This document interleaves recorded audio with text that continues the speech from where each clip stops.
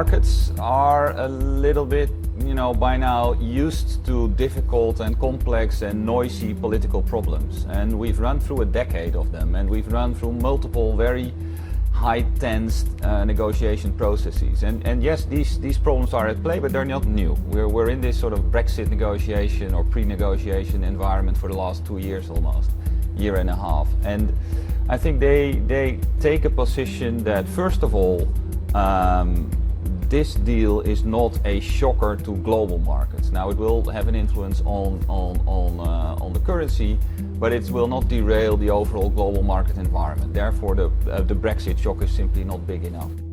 If I may, I think the Brexit is probably the most unwise economic decision that Europe has taken in the last 20 years, along with the UK.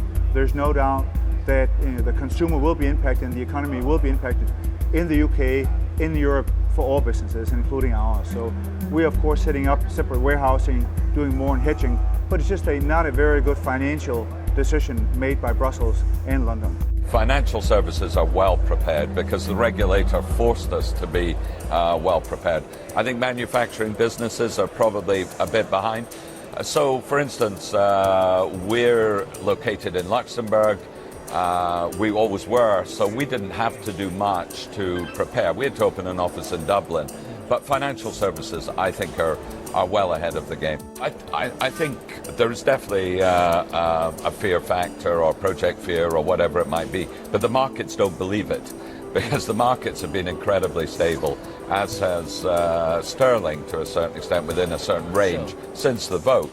So I think the markets are expecting a decision by the end or just before 29th of March when the markets think some agreement will be reached. But they're very, very sanguine about it. Brexit is going to be of great concern, and the way in which it's done to every business person, there's no doubt about that.